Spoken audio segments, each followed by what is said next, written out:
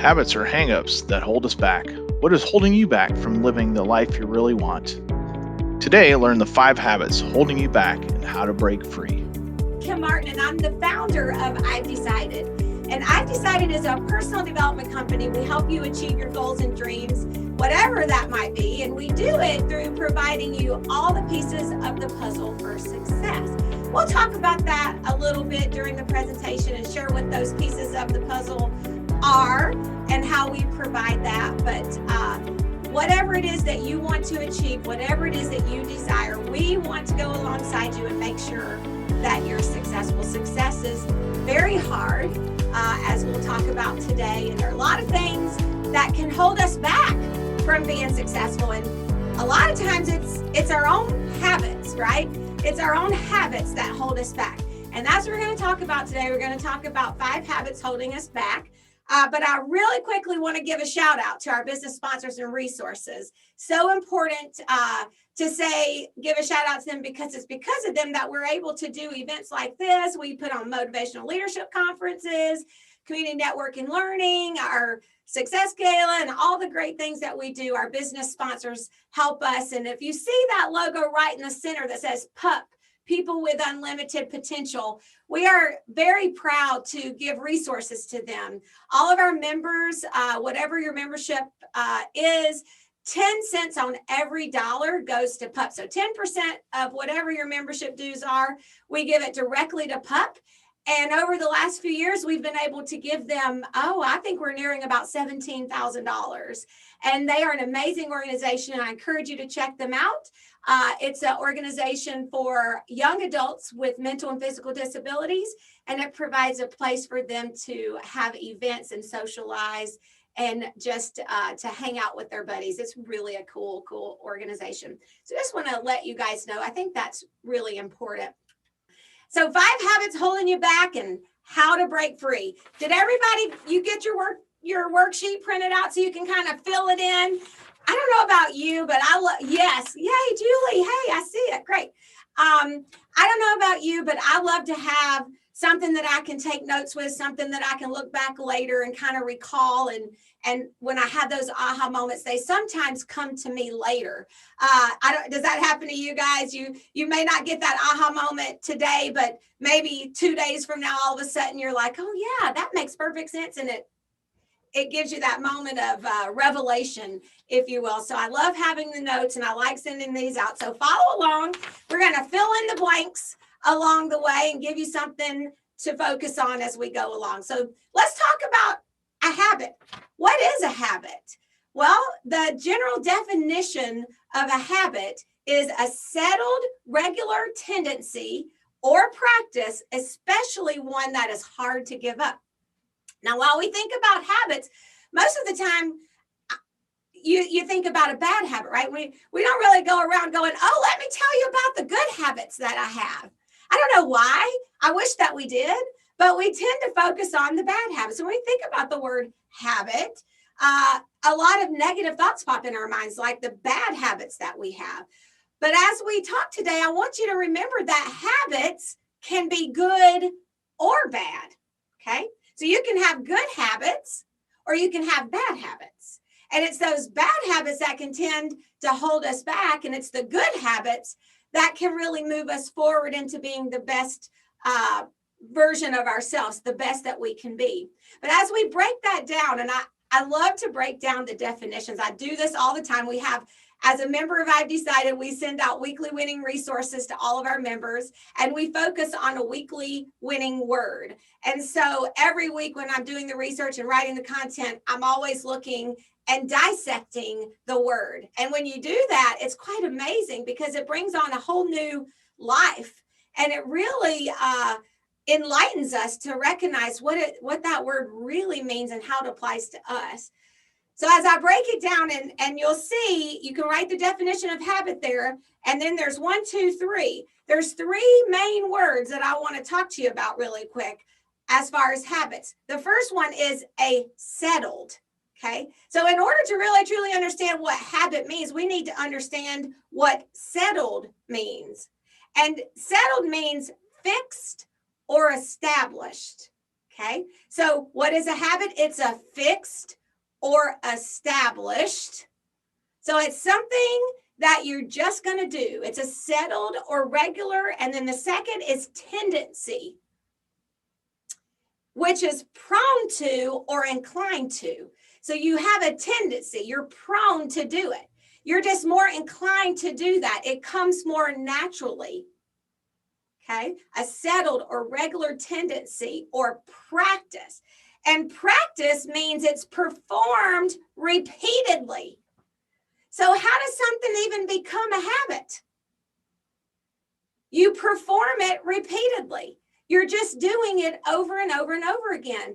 And that's how we create habits. And we can create good habits and we can create bad habits. And I think that's why it's so impactful, the people that we hang around. You hear that all the time, right? You become like the top 5 people you hang around with, the average of the top 5 people you hang around with. And that is so true. And I believe it's so true. It's because of the habits. You just kind of simply pick up the habits of the people that you hang around. So if you're hanging around super active, healthy people, you're naturally going to start to become more healthy, more active, because you're either going to change who you hang around with because you don't want to be that way, or you're going to start to have inclinations, tendencies to move in that direction. So what is a habit? It's a settled or regular tendency or practice, doing something over and over, and especially one that's hard to give up. And I think we can all agree that any habit is hard to give up, especially those bad habits that we tend to highlight. We highlight the bad habits, but the truth of the matter is even a good habit is hard to give up. Habits in general are hard to give up. And that's what a habit is. So as we go in and dive a little deeper, I want you to just kind of come back to that. What truly is a habit, and breaking it down to what it looks like. So there are 5 habits that I think really truly can apply to all of us. And that's why I use this as a generalized workshop, because as human beings, we all have similar natures and we all tend to have similar struggles, don't we?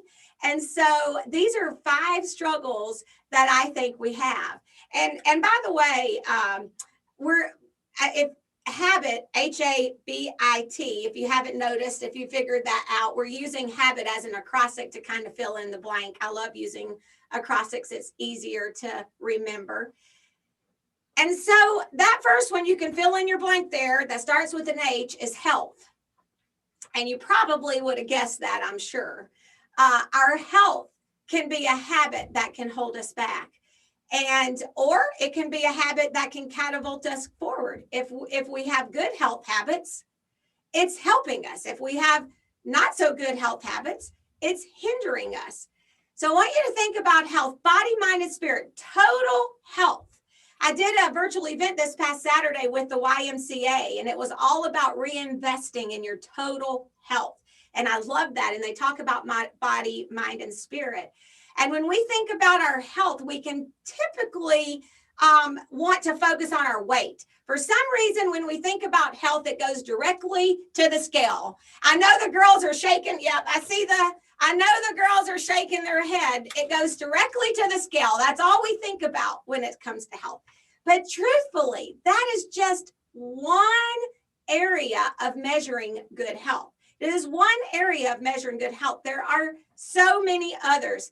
So when we think about health today, I'm not going to talk to you about diet programs, exercise programs. I'm going to tell you need to eat healthy, have better nutrition, get in an exercise more, get your 10,000 steps every day. I mean, don't we all know that? Right? We all know what we need to do. We all understand what that looks like.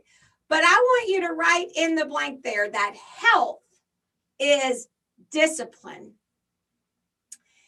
Health is discipline. I really, really want you to think about your health as a discipline.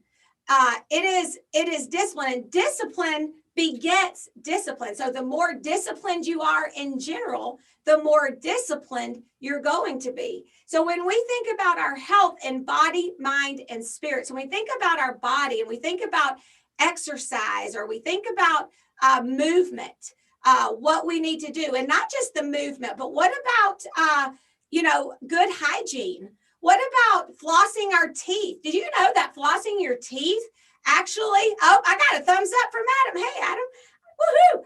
Flossing your teeth actually can prevent heart disease. Did you know that?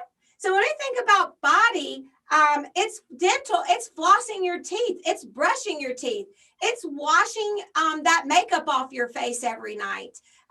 It is getting good sleep. It's going to bed at the same time and waking up at the same time. And guess what? All of those are disciplines. Those are simply disciplines. Those are simply habits that you can create and become a healthier person. You can create a habit of flossing your teeth. You can create a habit of washing your face every night. You can create those habits that are going to be disciplines that are going to make you your total health. And that's what we're looking at, total health, a healthier person. And the really cool thing about that is when you start practicing discipline in those little areas of your life, it starts to filter over everywhere. And then you start to have discipline to do the things that really are nagging at you, like exercising. You start to recognize, well, shoot, if I can create a habit of brushing and flossing and washing my face, going to bed at the same time, waking up at the same time, I can create a habit to go to the gym. We think about our mind, and, I'm preaching to the choir because all of you are here today on this workshop to hopefully learn and to be enlightened and to apply some information and knowledge to your life to help your mindset be stronger, to help you have some information that's going to help you be more successful in achieving goals and dreams. So you're all here today and you're investing this time, and this is a discipline. It is absolutely, if you're in Peoria, gorgeous outside. And I thought about that before. I'm like, oh my Lord, could you bring some clouds out just for like an hour so that everybody gets on the workshop today? Because I was a little nervous that you all would be outside, but that's awesome that you're still here. But you're disciplined, you're here, and that's a discipline. We think about our spiritual life, whether if you're like me and you like to read your Bible and pray, that's what it means for me as a spiritual person, as a Christian, or if you meditate or, whatever it is that you like to do, that's a discipline. You might have to wake up 15 minutes earlier in order to do that, or you may have to invest some less time watching TV and more time doing that spiritual behavior that helps you with your total health. And so I really want you guys to think about your health as a discipline. I'm going to read to you because, again, just breaking that word down, discipline, what does that really mean? It means to train or develop by instruction, especially in self-control. It's a regiment that improves a skill. A regiment that improves a skill. So health is discipline. I know that you all know what you need to do to be healthy and to improve those healthy habits. But if you look at it like a discipline and you start practicing discipline, you start applying discipline. Discipline is a mental muscle. So practice is how you build the strength. So you start practicing those disciplines in the small things. Discipline begets discipline. And so you become a more disciplined person.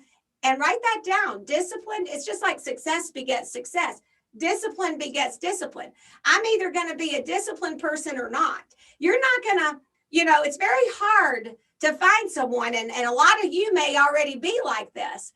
I don't know why, Cindy, I'm sorry. I don't mean to pick on you, but you're like right in my right-hand corner right there as I'm looking at all these screens in front of me.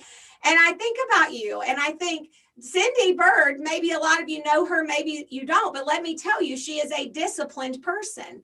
Okay. So in her business, in her personal, in everything about her, she practices discipline. Now, that doesn't mean that Cindy is perfect. By no means is she perfect. None of us are. But I can tell you that she is disciplined, okay?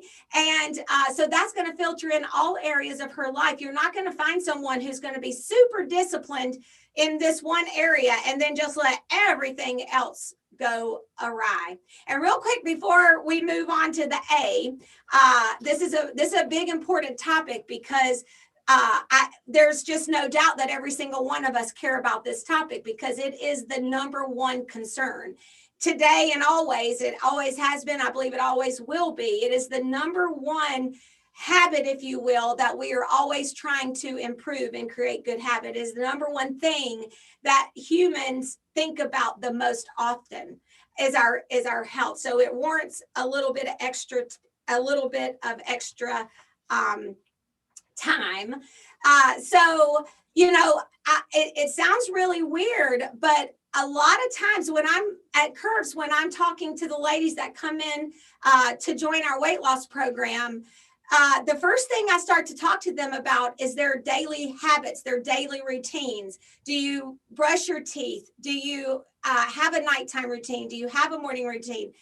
And they really look at me like, what does that have to do with losing weight? I'm here to lose weight. And really, it has everything to do with it. And so I want to leave you with this thought, okay? If you need to change some health habits, if you need to lose weight, if you need to exercise, if you need to get in better shape to take care of yourself, if it's your body that you're talking about, if it's your physical body, then it's kind of silly if you think about it to think that you could change your entire eating behavior if you don't even have a practice discipline of flossing your teeth every day, right? I mean, think about that. If you don't practice discipline in those little things, how could you ever practice discipline in the bigger things? It all starts with those small disciplines. So health is discipline, and it starts with the small disciplines. If you're trying to jump all in and go all in and go, you know what, I'm going to start exercising every single day. Now, that is a great goal. But to believe that you can be successful in exercising every single day when you can't wake up at the same time every day, see what I'm saying? Is really setting yourself up for disappointment. You're setting yourself up to not be successful. So you just got to reel it back a little bit and start with those little habits that will eventually build up to where you can exercise every day. Okay? Discipline begets discipline. You might want to write that down on your notes because it's very important to remember.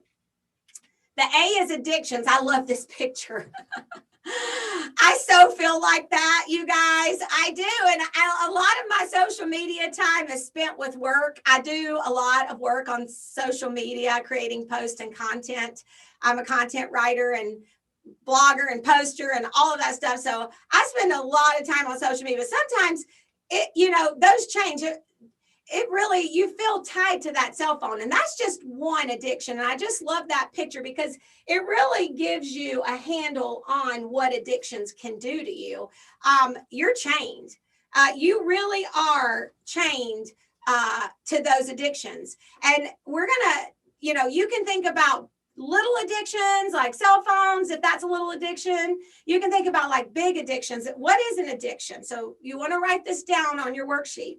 It's a compulsive, chronic, physiological need for a substance or behavior. So basically, just put it down. It is a compulsive, chronic need.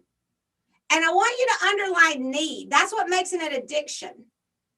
Addictions are really difficult to break because your body truly it needs it.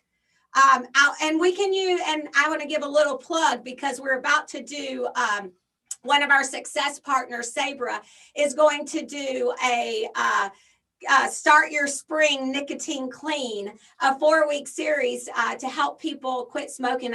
As a former smoker, I quit smoking when I was 27 years old. So as a former smoker, I'm very excited to be able to offer this opportunity to people who have really that need for nicotine. Your body becomes so addicted that it absolutely needs it to function. And that's because of, and this isn't on your worksheet, but it's something that you might want to write down on your notes. And that's because your homeostasis. And some of you may know this, but some of you may not, so I'm going to share it with you. Your homeostasis is just your body's constant desire to be steady. So your temperature, 98.6, okay? The reason why 98.6, that's just where our bodies as human beings function the best. The average human, if our temperature is 98.6, we're most efficient at that temperature. Everything works really good at that temperature. And if anything gets us out of that temperature, our body responds, right? So if we get a virus that starts to impact our body temperature, our body starts responding with a fever and chills and things like that. And addictions impact your homeostasis.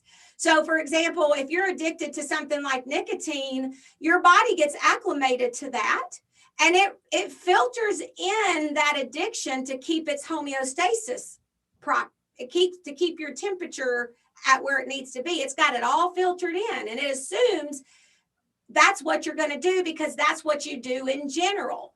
I can use another example. I'm a runner. I run 4 days a week. Okay, so my body, my homeostasis, I've been running. Katie's 17. I started when she was a year, so I've been running for 16 years. So my homeostasis filters in the fact that I do that. It recognizes that that's what I do on a regular basis, and it already has that kind of filtered in.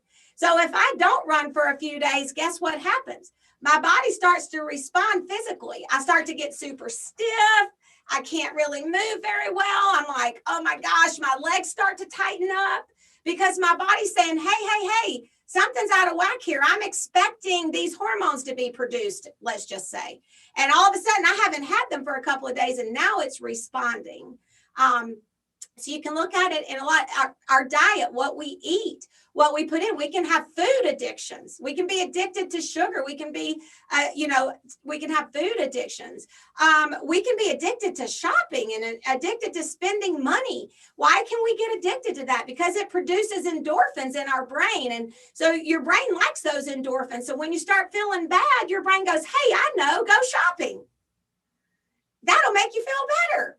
So then we need that. We feel like we need to go shopping so that those endorphins will make our brain feel better. And I know that I shared this at a conference on the 7 self-sabotaging slip-ups, the self-sabotage slip-ups. I talked about our brain.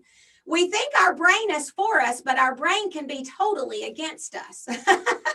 Because what your brain is designed to do is to keep you comfortable. It wants to keep you alive and comfortable. Okay, that's what our brain does. And it does it based on data, based on information that it has. It does it based on data. So it wants to keep you comfortable. It doesn't want you to be uncomfortable. So if you start feeling kind of bluesy and sad, your brain's going, oh, you feel bad. You need to feel better. And I know what makes you feel better. Cake. Cake makes you feel better. Shopping makes you feel better. For me, gambling. Oh my gosh, I love to play craps. I was addicted so badly. I have one of, they say you have an addictive personality. Yes, that's me. I think I could get addicted to anything. So I have to be really, really, really careful. But I Las Vegas, those cha-ching, cha-ching, cha-ching, ching, ching. Oh my gosh, it's like one of my favorite places, but I have to avoid it because I get addicted to that. And my brain goes, you need a fun night out to go play craps. It'll make you feel better. And it can become an addiction. And all of those are addictions that really and truly hold us back. And really, I wrote it right here, and you might want to write it on yours too. It controls you. You don't control it. And that's how you know it's an addiction. Okay? How did I know I was addicted to cigarettes when I used to smoke? Because whether it was raining outside or 50 below zero, if I got a smoke break, I was going to run outside and smoke a cigarette. I couldn't just wait until the opportune time. I needed it right then. That's how you know it's addiction. There are a lot of things that we can do for fun that, like, you could go to Vegas and have a fun vacation, put a little money in a slot machine just for fun. There's not necessarily anything wrong with that, unless you think there is, then maybe it is. But I don't think there's necessarily any different than that than spending money on movie and a popcorn. I don't think there's any real difference there, unless it controls you, right? You might be able to have a glass of wine with dinner, maybe 2 glasses of wine on a Friday night if you go out to dinner with your hubby or some friends. And that doesn't mean it's addictive or you're addicted to it. It's an addiction. It just, you're just enjoying a dinner. It doesn't have control over you.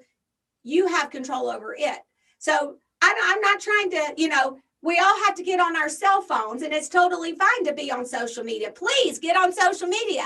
I love social media. We market and we, promote all the events that we do on social media. I would never encourage people not to get on social media.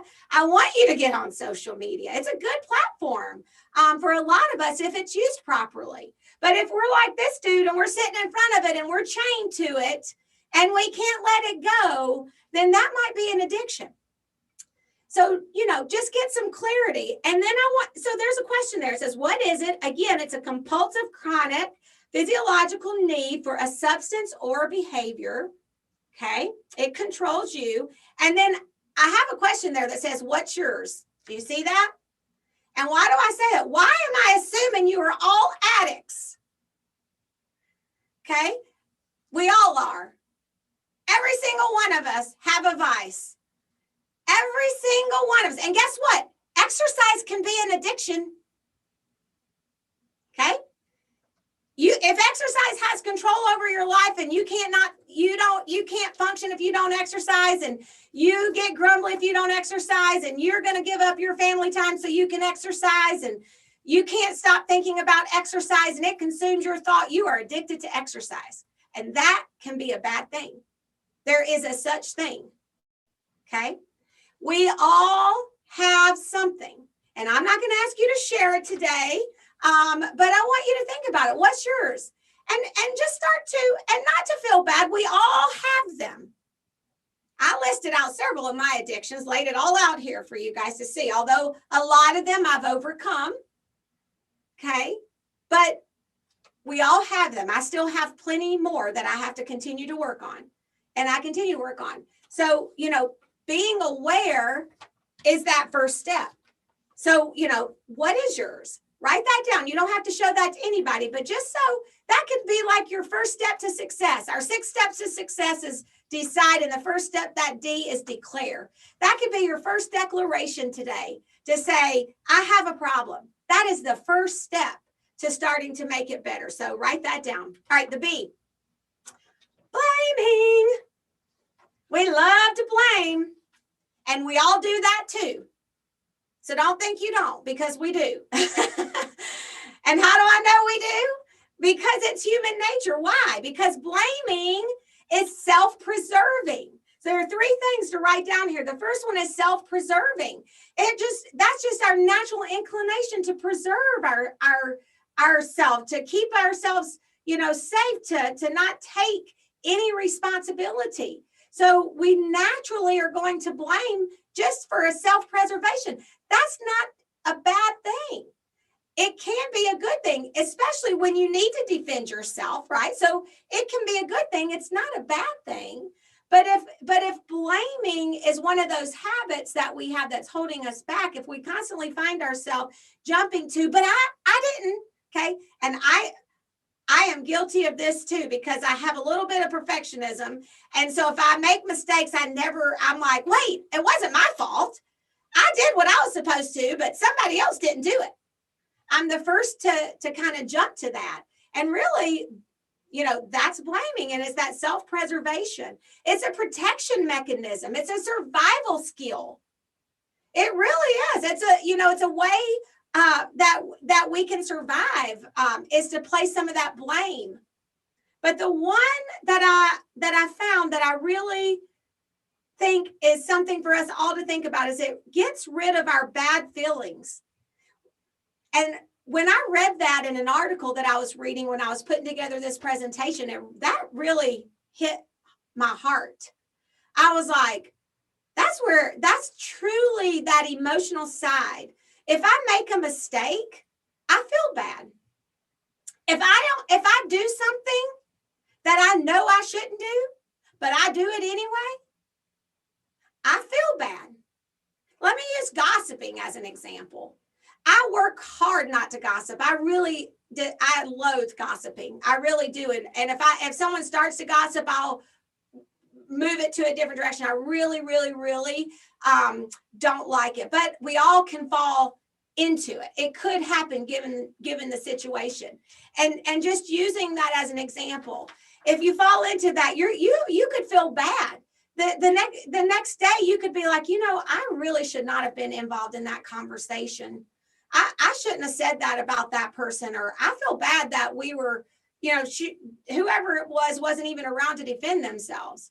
I mean, that's just an example of feeling bad. I think all of us can relate to that. We found ourselves in a gossipy conversation, and then later on we go, that was terrible. I should not have done that.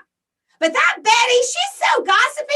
She brings out that we start that feeling of we feel terrible. We got to get rid of that. So that almost kind of is that survival mode. It's like we don't want to feel bad. And so putting the blame onto someone else gets rid of that emotion, if only for a temporary feeling. So it puts that focus on someone else. So when we think about blaming, just remember that. Next time you feel yourself going, but I didn't do it. It wasn't my fault. I didn't leave that door open, or I didn't do that. It could be simple things. Catch yourself. And sometimes it really doesn't even matter. There's really no reason to even blame anyone. Maybe we didn't do it, but who cares? The door's open, shut it. Doesn't matter really, right?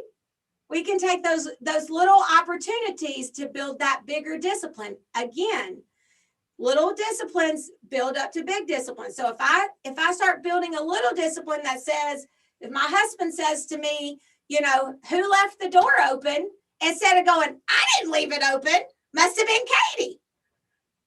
Just shut the door. A little discipline, right? Goes a long way, and it starts to add up. So blaming can really, really hold us back.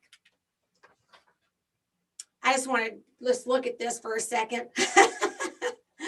How many of you have heard the saying, the road to hell is paved with good intentions? Have you heard it? I'm a Southern girl. That might be a Southern statement. Okay, I wasn't sure if it was a Southern statement or a Midwest statement or whatever, but I've heard that my whole life. The road to hell is paved with good intentions. And what does that mean? It means that we all want to do good. We all have good intentions. Every one of us want to do well. We want to do good. I've heard this before. Everybody wants to be rich and skinny. Right? We all want that. We all want success. We all want to accomplish things. We all have good intentions. But it's those good intentions that can really mess us up. So here's what we want to do. Okay, so what is it? An intention is an aim or a plan. So it's something that I want to do. So when you think about intentions, I really want to lose weight. I really want to quit smoking. I really want to get out of debt. I really want to move to Florida. I want, right? I really want all of these things. That's what an intention is. A want, a desire, a goal, an aim. But what we have to do is we have to change, and write this down. We have to change from intention to decide. You have to stick the stake in the ground, and you have to decide this is what you're going to do. Until you make that decision, you're not going to get whatever it is that you're wanting. Wanting something isn't enough. Wanting something is just an intention. I want to go to heaven. But wanting to go to heaven is not going to get me there. I want to have a beach house in Florida one day, but wanting that beach house in Florida isn't going to get me one. First, I got to be able to pay for it. So I got to do things to earn a living in order to pay for that beach house. So wanting something isn't going to get you there. It's the first step. That desire in your heart is certainly something that can activate you. That desire can be a motivator. But until you shift your intention to decide, and again, let's look at the definition of decide. It means settled. And we already know what settled means, right? I'll go back and remind you. Settled is fixed or established. So you've fixed your mind on it. You've established that this is what you're going to do. It means determined. And my favorite word is resolved. It means that you are resolved. And I don't have the full definition. I could probably give you a choppy definition of that word. I love it. It's one of my favorite words. But essentially, it means that come hell or high water, this is what you're going to do. You are resolved to doing it. No matter how long it takes, no matter what. You got to shift those intentions to decide. And if you just think about anything in your past, anything that you've ever done, you've said the words, I've decided. I've decided I'm going to finish school. I've decided I'm going to, I know Julie just became, I can't wait. Julie, we need to talk too, because I want to have you present at one of our community networking and learnings. Julie just became a coach. She decided, right? You stuck the stake in the ground. You may have been wanting it for a while, but eventually you said, I'm going to do it. I stuck the stake in the ground. You signed up. You got your certification. You decided, right? Jenny in Texas, she decided she was going to be a health coach. She signed up. She got her certifications. Peggy, you decided you're going to open a senior center. You thought about it for Lord knows how long, but eventually you stuck the stake in the ground and you decided this is what you're going to do. And once you make that decision, everything starts to shift. So you got to move from intentions to decide. Okay? That's the I. Intentions can be a really bad habit. Intentions, we want things, we want things, we want things. But you got to decide. And the last, I love this little picture of this little dude. He's so cute. Troubles. So the T is troubles, okay? What is a trouble? It's a cause for worry, distress, or concern. So a trouble causes us to worry. It causes us distress.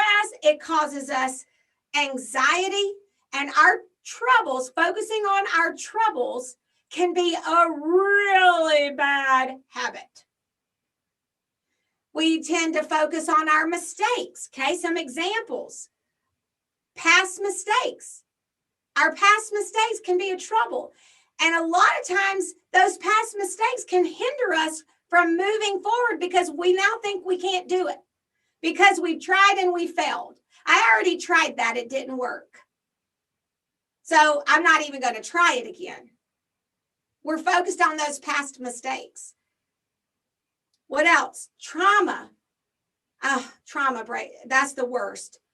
Difficult times that we go through and trauma. Things that happen to us that are out, that we really, truly, that is one thing that's not our fault, right? When those kinds of things happen, typically we don't cause those to happen.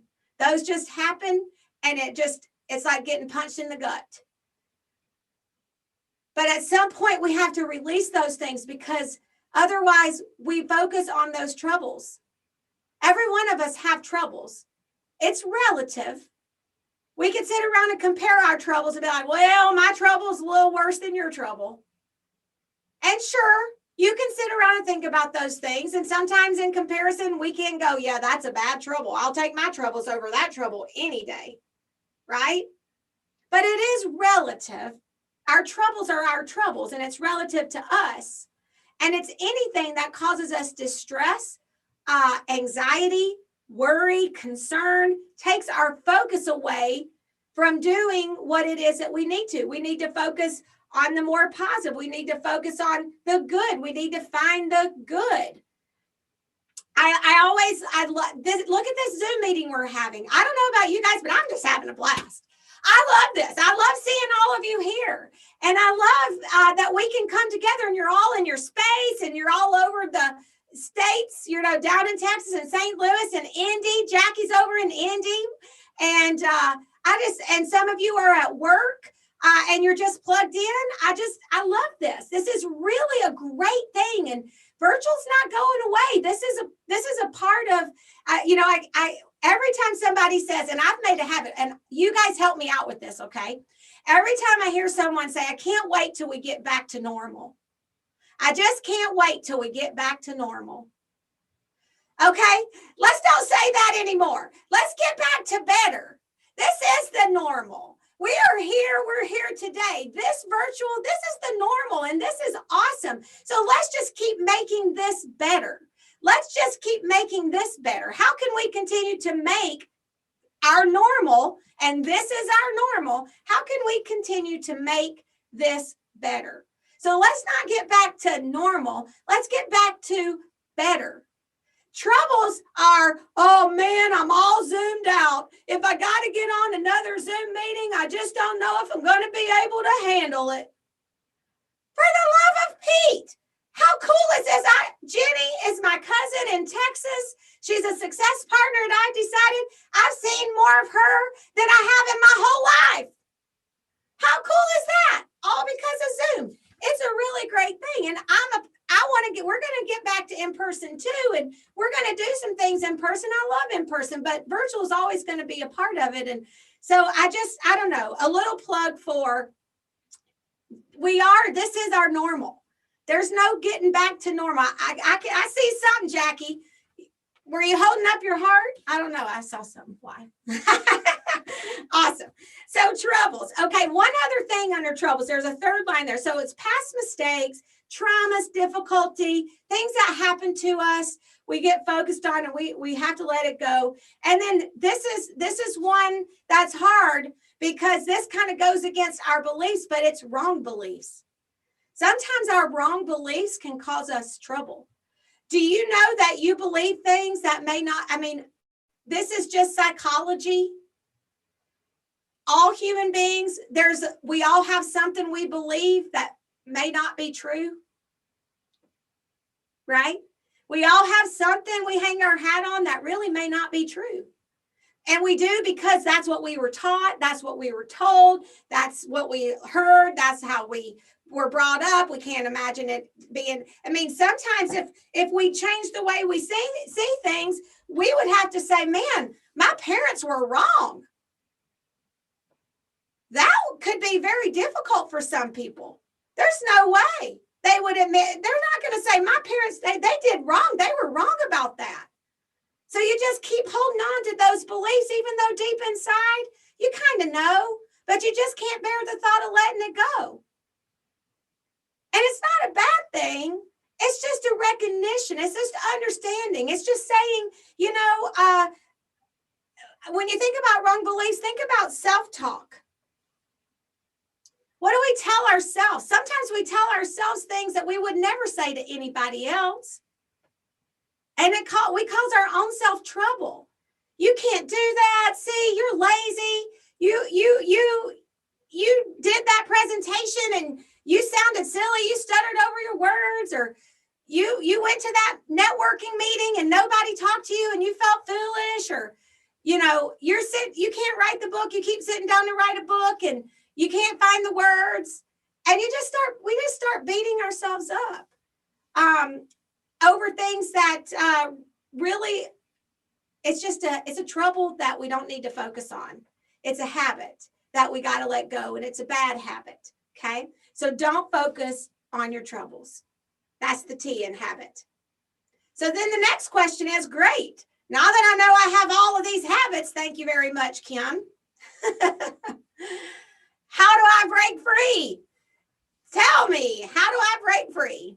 Well, There's good news and bad news, and I'm going to start with the bad news first. So whenever somebody, what do you guys start with? Do you start with, when someone says, you want the good news first, or do you want the bad news first? Do you typically want the bad news first and then the good news? I'm like, give me the bad news, and then then the good news will hopefully cheer me up. So I always like, just give me the hard stuff first. So here's the bad news. It's hard. It's very hard. Breaking a habit is extremely difficult. In fact, it is so difficult that most people won't change a behavior. Break a habit, that's changing a behavior, same thing, right? That most people won't change a behavior unless there's pain involved. Absolute pain, physical pain, emotional pain, or financial pain. There literally has to be some type of pain that motivates you to change. You heard the saying, they hit rock bottom. That rock bottom causes an emotional pain. Sometimes a physical pain if they're hungry and they have no food. Financial pain, physical pain, or emotional pain. Do you know when I know that someone walks into curves and they have stuck the stake in the ground and they're going to be successful? Because they walk in and they go, my doctor told me if I didn't lose this weight, I'm going to die.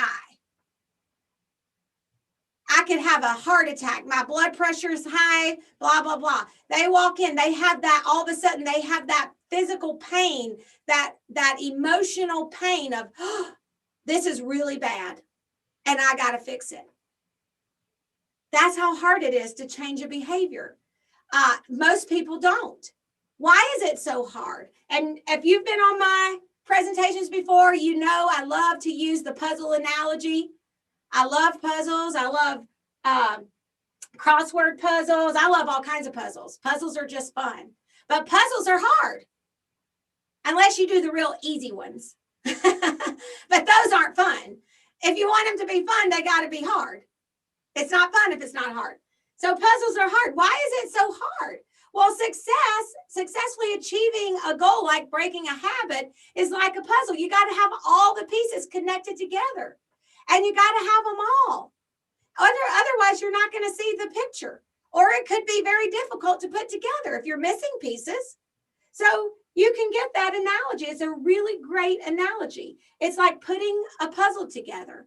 And in the world of success puzzles, we like to say we have 10 pieces of the puzzle for success. And I'm not going to focus on all these. I just want to share them briefly with you. And what we talk about at I've Decided is that the 10 pieces of the puzzle for success is motivation.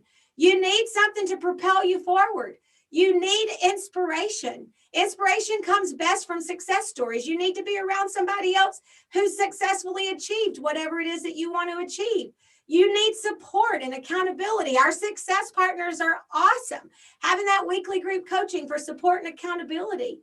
You need tools and resources, information, education. You need this kind of stuff.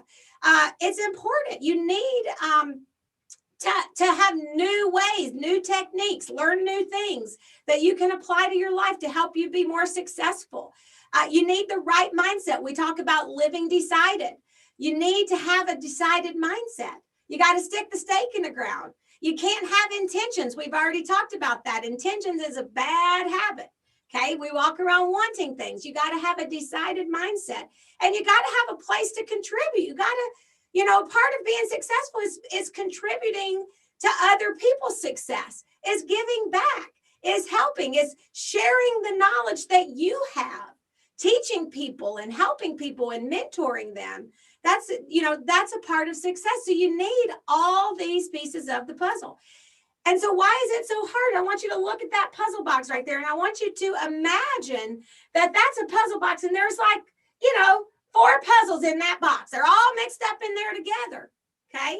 Now, it would be possible to put those puzzles together. It's possible. All the pieces are there. But can you imagine how difficult that would be? Not even knowing what the picture is supposed to look like. You just got 4 puzzles thrown in a box, no understanding of what the pictures are. You got to sort through what goes with what. Would it be possible? Yes. Would you complete it? No.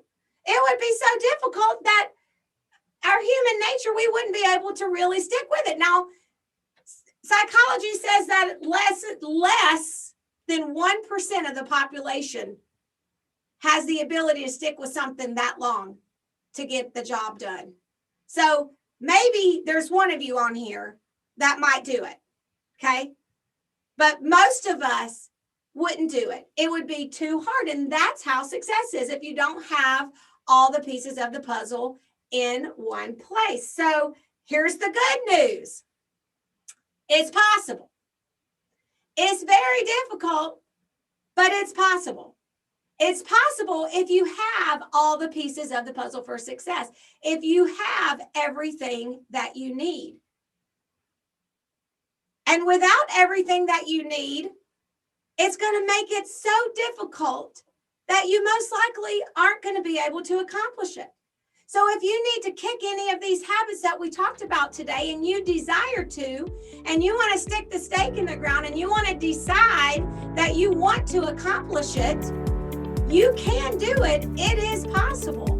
And the other great news is we can help you because we have all the pieces of the puzzle for success that you need in one place. And that's really awesome. And I just really quickly, before we're done, want to share this with you because all of you know that I can't be on this workshop and have 60 people here with me, or however many, 25. Okay, 60, I exaggerated.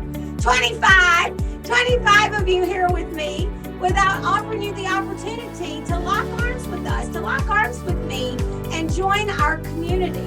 And you're going to get, just like I love that picture, those purple, Cindy, what kind of flowers are those? But anyway, you see the lavender. Oh, they're pretty. They're purple. That's why I picked them. I had no idea what they were, but they were purple. And so you can see that there's a puzzle box, all the pretty pieces, and you can put it together nicely. And that's what we offer you at I've Decided. So what do you get for a membership? You get free access to 3 annual conferences, motivational leadership conferences, where you get motivation, you get inspiration, information, education, lots. Really, at our conferences, you get all 10 pieces right there. You get a weekly winning resource. Every week, you get a weekly winning resource. We focus on a weekly winning word. It correlates with your success workbook and journal that you get.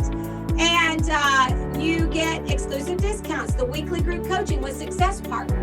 Your Success Partner will take you on a deep dive every week at their allotted time where they do weekly group coaching utilizing your success workbook and journal to talk about how the word can apply to you, how you can apply it to your goals, your dreams, and make it and become successful. It's really awesome.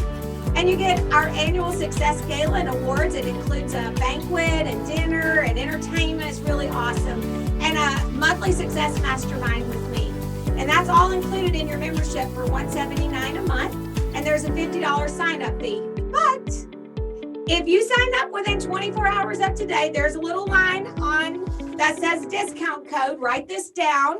It's 50 off ID, like I decided, LMS for Launch My Success. If you sign up as a Launch My Success member within the next 24 hours, you're going to save $50 off that sign-up fee. And you can get started with your weekly group coaching next week. And we would love to have you, and you just go to ivedecided.org. I did go over just a little bit. We're still just under an hour, barely. But I'd love to answer any questions. If you need to hop off, feel free. You got to get back to work. But if you have some questions, this is my favorite part. A lot of times we get some feedback. I really can't see the messages. I don't see the messages, so that's kind of a bummer. I need to figure out a way that I can see all those messages. But I can't see the messages, but I love the feedback. If you had an aha moment, if something kind of hit you in your heart today, would love to hear about that. Please share. And this opportunity to unmute yourself and kind of ask any questions or share any comments that you might have for today's presentation.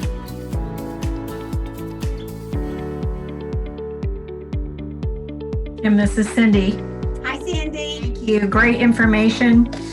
I love when you said, let's get back to better.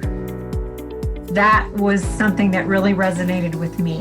And you know my story, what my year has been like in 2020 beyond the pandemic. So absolutely. Yeah, that's what we had to do here in the Bird household. We had to get back to better as well. So Yeah. awesome. Find something that we can focus on good. Yeah.